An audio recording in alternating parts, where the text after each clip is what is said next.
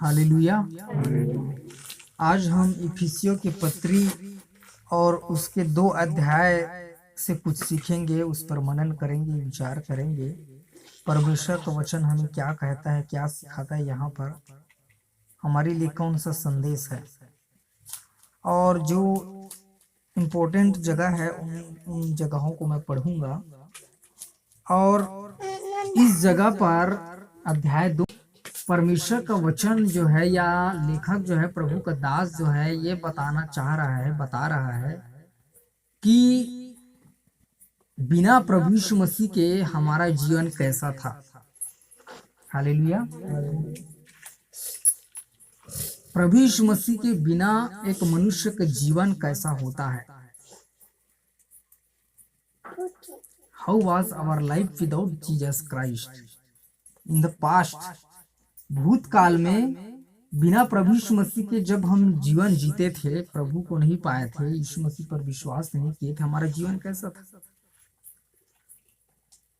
और इसी रीति से संसार के लोग या संसार की स्थिति दशा, संसार के लोगों का जीवन जो है कैसा है बिना प्रभु यीशु मसीह के।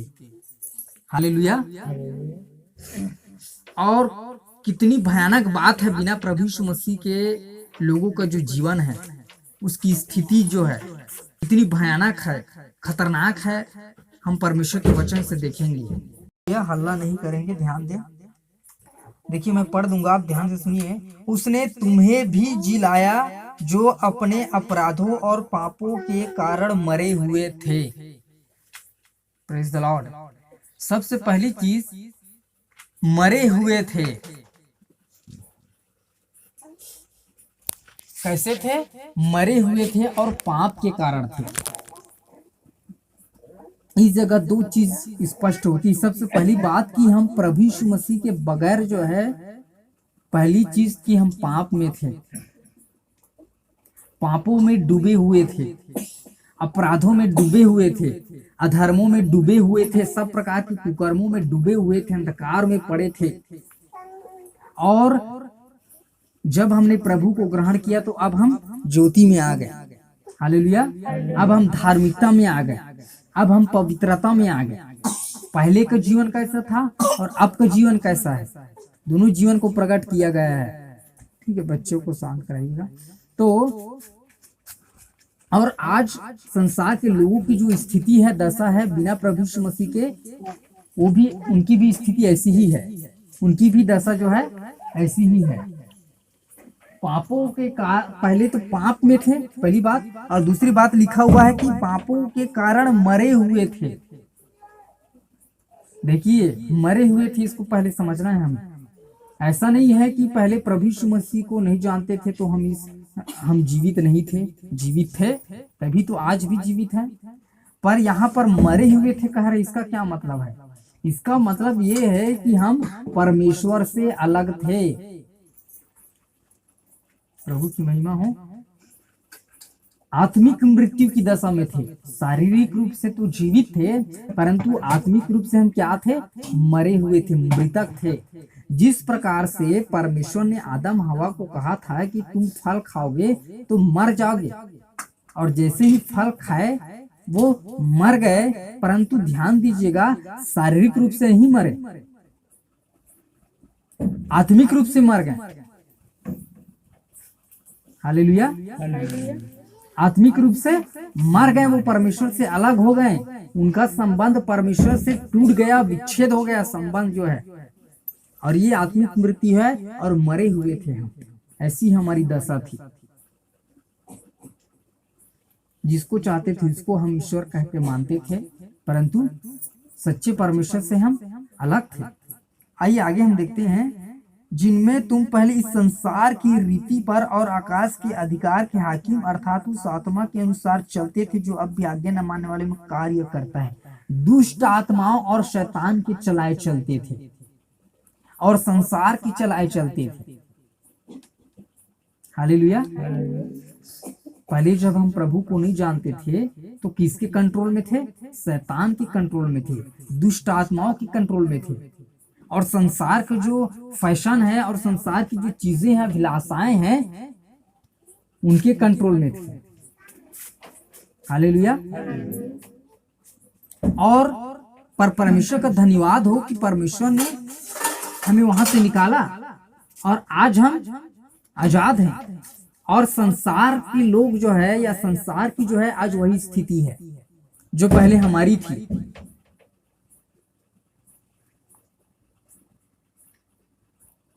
शैतान के चलाए चलते थे। और बाइबल लिखा है आज भी आज्ञा न मानने वालों में काम करता है। संसार के प्रत्येक लोग, ध्यान से सुनिए, चाहे वो कितना भी सुंदर हो, कितना भी धनवान हो, पढ़ा लिखा हो, प्रभु को नहीं जानता, वो शैतान के चलाए चल रहा है किसी न किसी तरीके से। और आगे देखिए, इनमें हम भी सब के सब पहले अपनी शरीर की लालसाओं में दिन बिताते थे। शरीर की लालसाओं में, शरीर की बुरी अभिलाषाओं में, है ना, जो कि गलातियों 5 में लिखा हुआ है। शरीर के काम तो प्रकट है, वहां पर बहुत सारे लिस्ट दिए, व्यभिचार, अशुद्धता, लालसा, है ना, लालच और बहुत सारे पाप। तो ये सब शरीर की लालसा है और हम इनके अनुसार जीवन जीते थे। आज संसार के लोग जो है शरीर के अनुसार चल रहे हैं, शरीर के अनुसार जी रहे हैं, शारीरिक थे हम। हालेलुया। शारीरिक थे प्रभु यीशु मसीह के बगैर, पर जब हमने प्रभु को ग्रहण किया, प्रभु को जाना, तो हम आत्मिक हो गए। और फिर लिखा हुआ है, और शरीर और मन की इच्छाएं पूरी करते थे। देखिए, मन की इच्छाओं को और शरीर की इच्छाओं को पूरी करते थे। शरीर के अनुसार भी चलते थे और मन के अनुसार भी चलते थे। जो मन में आता था हम वही करते थे। जैसे संसार के लोग कहते हैं और करते हैं कि मैं चाहे ये करूं, मैं चाहे वो करूं, मेरी मर्जी, हाँ, मेरा जो मन करेगा वही मैं करूंगा, करूंगी, मेरा मन, ये बोलते हैं। तो वो मन के अनुसार चल रहे हैं और शरीर के अनुसार चल रहे हैं। और हम भी पहले ऐसे ही थे। हमें पहले इससे फर्क नहीं पड़ता था क्या सही है और क्या गलत है। हमारे लिए सिर्फ ये महत्वपूर्ण था कि हमारा मन क्या कर रहा है, क्या कह रहा है हमारा मन,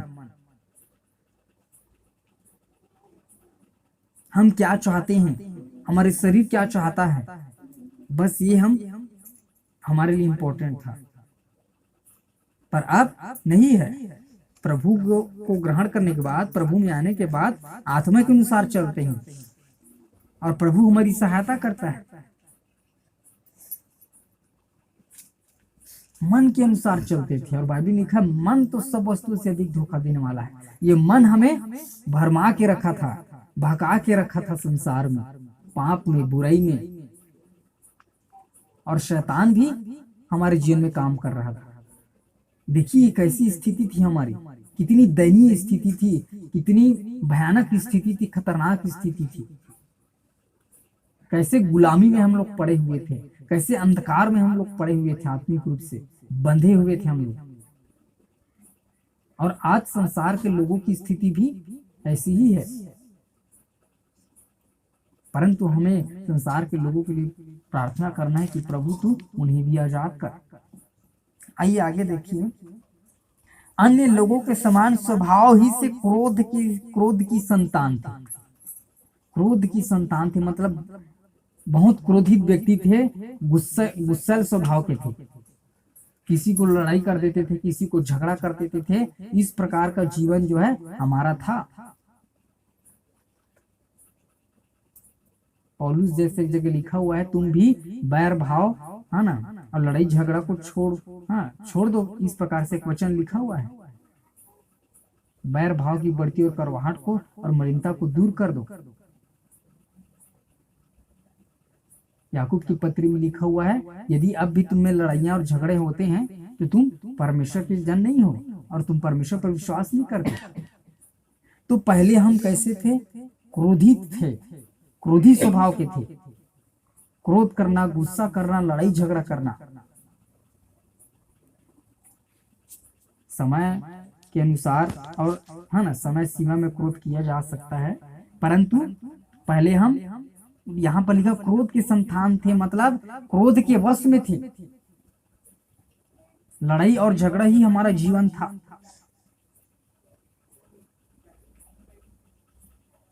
कुछ भी हो जाता था तो हम माफ नहीं करते थे।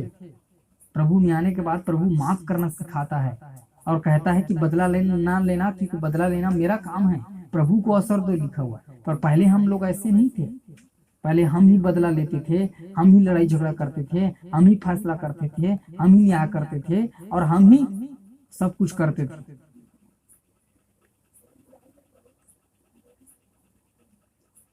परंतु चौथे आयत में लिखा हुआ है, परंतु परमेश्वर ने जो दया का धनी है, उसने उस बड़े प्रेम के कारण जिससे उसने हमसे प्रेम किया, जब हम अपराधों के कारण मरे हुए थे तो मसीह के साथ जिलाया, अनुग्रह से तुम्हारा उद्धार हुआ। हालेलुया, सब बोलिए प्रभु की महिमा हो। हालेलुया। तो परमेश्वर ने हमसे प्रेम किया और अपने प्रेम के कारण से हमें बुलाया, चुना और उस स्थिति से, उस दशा से हमें निकाला। मरे हुए थे तो जिलाया, अंधकार में थे तो ज्योति में लाया, शारीरिक थे तो आत्मिक बनाया, क्रोध के संतान थे अब परमेश्वर के संतान हो गए। प्रभु की महिमा हो। और एक दो बात देखेंगे, उसके बाद हम समाप्त करेंगे। 12वें आयत में लिखा हुआ देखिए, तुम लोग उस समय मसीह से अलग और इज़राइल की प्रजा के पद से अलग किए हुए और प्रतिज्ञा की वाचाओं के भागी न थे।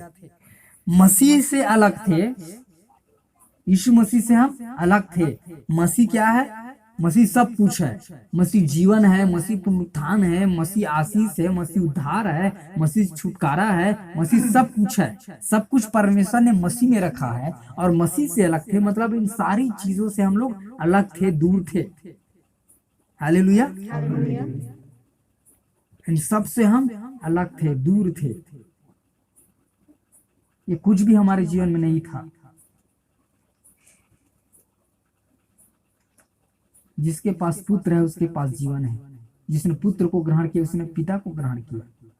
पर जब पुत्र से अलग है यानी कि पिता से अलग है, पुत्र से अलग यानी जीवन से अलग है, पुत्र से अलग यानी उद्धार से अलग है, सारी चीजों से हम अलग थे, दूर थे, अनजान थे। ऐसी स्थिति थी हमारी, ऐसे भटके हुए थे, ऐसे खोए हुए थे, ऐसे जी रहे थे हम लोग। और इज़राइल की प्रजा के पद से अलग किए हुए और प्रतिज्ञा की वाचाओं के भागी न थे। ये सारी प्रतिज्ञाएं जो परमेश्वर ने की है उनके भी हम सहभागी नहीं थे, क्योंकि जब पुत्र को ही हमने ग्रहण नहीं किया है, प्रभु यीशु मसीह को ही हमने ग्रहण नहीं किया है, तो वाचाओं की कैसे हम सहभागी होंगे, प्रतिज्ञाओं के कैसे हम सहभागी होंगे। बाइबल में जितनी भी प्रतिज्ञाएं हैं और वाचाएं हैं सब उनके लिए है जो यीशु मसीह पर ईमान लाते हैं, विश्वास करते हैं, उसे ग्रहण करते हैं, उसके वचन के अनुसार चलते हैं, उनके लिए है। पर जब हम मसीह से ही अलग थे तो इन सारी चीजों से भी अलग थे, इनसे कोई वास्ता नहीं था हमारा। हम सहभागी नहीं थे इन चीजों में। हालेलुया। एक और इम्पोर्टेंट बात लिखा हुआ, और आशाहीन, देखिए सबसे एक और इम्पोर्टेंट बात यहाँ पे लिखो, आशाहीन थे। कोई भी आशा नहीं थी। किस चीज की आशा? अनंत जीवन की आशा, उद्धार की आशा। आज संसार के लोगों के पास आप जा करके पूछिए, भले ही वो देवी देवताओं को पूजते हैं, 30 त्योहार और रीति विधियों को मानते हैं, और हो सकता है वो बहुत ही है ना अच्छी बातें सुनते होंगे, संदेश सुनते होंगे, है ना, इंस्पायरेशनल और संदेश सुनते होंगे और किताबें पढ़ते होंगे और नैतिक होंगे और उनको शिक्षा दिया जाता होगा और हो सकता है अपने धर्म का अच्छे से पालन करते होंगे। परंतु फिर भी यदि आप उनको पूछेंगे, शांत होकर के इत्मीनान से आप पूछेंगे कि भाई या भैया या बहन, आप बताइए मरने के बाद आपको विश्वास है कि आप स्वर्ग जाएंगे, या आपको आत्मिक रूप से, स्वर्गीय रूप से आपको कोई आशा है, विश्वास है इस दुनिया में? वो सोच में पड़ जाएंगे, क्योंकि वो सोचते हैं, अब हमारे हिंदू फिलोसफी के अनुसार आपने 84 लाख योनि को पार करके इंसान जीवन में योनि में एक प्राणी जो है आता है और इंसान जीवन में आ गया, यानी कि उसका मोक्ष हो गया।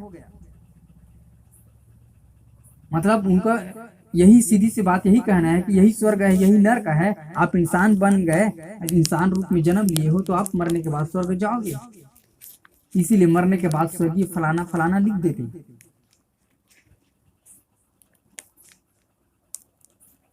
पर मरने के समय जब मौत उन पर आए, मौत की घंटी सुनाई दे उनको,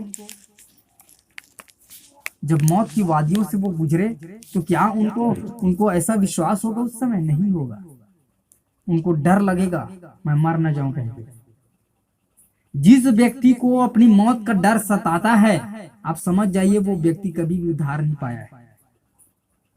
उद्धार पाने वालों के लिए मौत दुख का कारण नहीं है, आनंद का कारण है मेरे प्रिय। हालेलुया। जिस व्यक्ति को विश्वास है और आशा है, वो व्यक्ति मौत से नहीं डरेगा, मौत को बल्कि हंसते हंसते गले लगा लेगा। मौत उसके लिए खुशी की बात है, आनंद की बात है। पर जिस व्यक्ति को अपने मौत का डर है, खौफ है, वो व्यक्ति उद्धार नहीं पाया, चाहे मसीह भी क्यों ना हो। इसका मतलब है कि वो सही रीति से जीवन नहीं जी रहा है, क्योंकि आत्मा को पता है। आप भले ही इस चीज को सोचे हो या ना सोचे हो, समझे हो या ना समझो, पर आत्मा को पता है कि मरने के बाद मेरा निवास कहाँ होगा।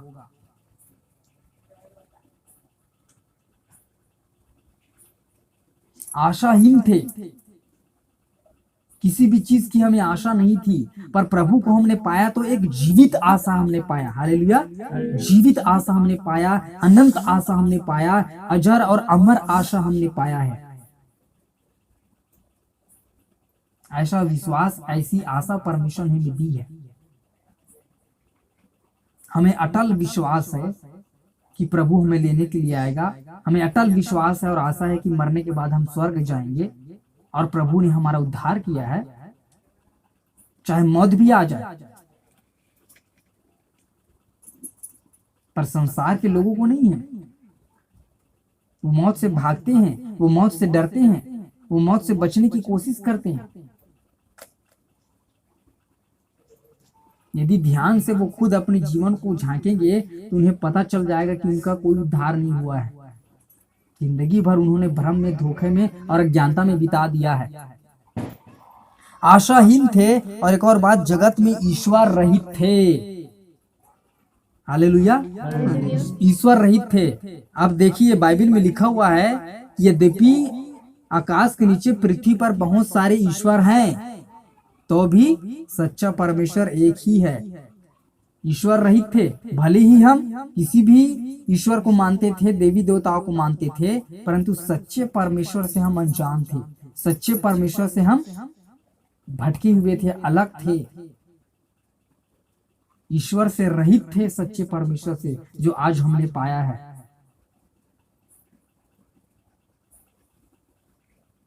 इंसान को लगता है कि हम जिसकी पूजा कर रहे हैं, जिसकी उपासना कर रहे हैं, वही सही है और वही हमें बचा सकता है, बचाएगा, पर ऐसा नहीं है। यीशु मसीह के सिवा किसी ने भी इस बात का दावा नहीं किया है कि वो उद्धार कर सकता है। ऐसी ऐसी बातें जो यीशु मसीह ने कही, ऐसा ऐसा दावा जो यीशु मसीह ने किया, किसी ने भी नहीं किया। और ऐसा काम जो यीशु मसीह ने किया, किसी ने करके नहीं दिखाया।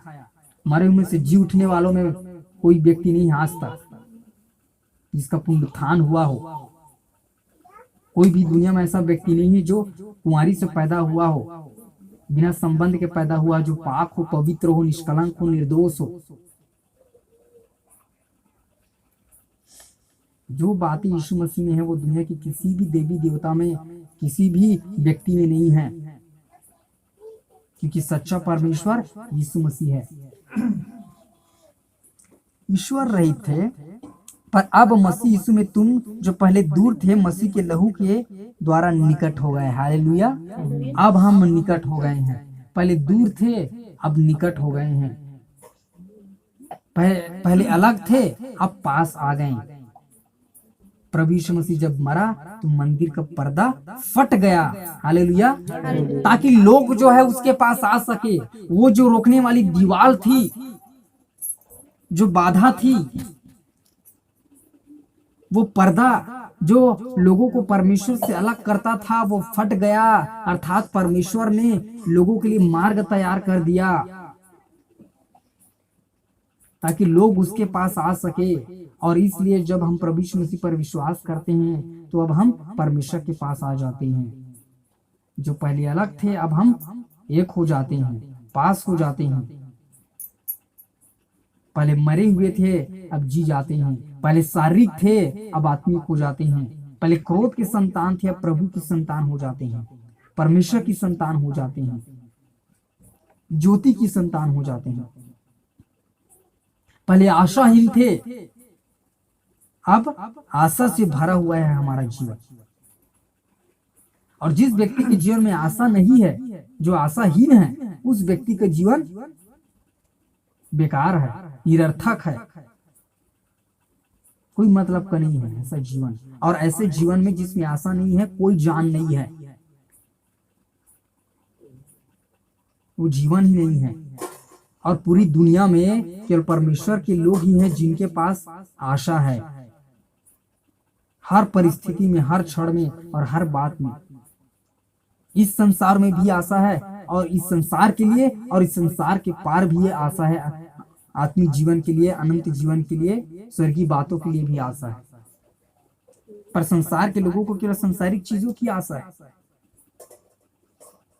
यदि हम, बाइबल लिखा है, यदि हम मसीह में केवल इसी जीवन, मसीह से इसी जीवन पर आशा रखें तो हम सब मनुष्य से अधिक अभागे हैं।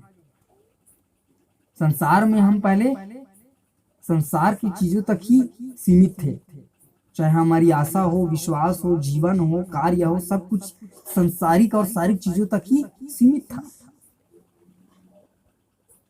पर अब ऐसा नहीं है, क्योंकि हमने सच्चाई को जान लिया है। अब हमारा जीवन बदल गया है और हमें इसी में रहना है। हालेलुया, प्रभु का धन्यवाद हो। आइए हम प्रार्थना करेंगे।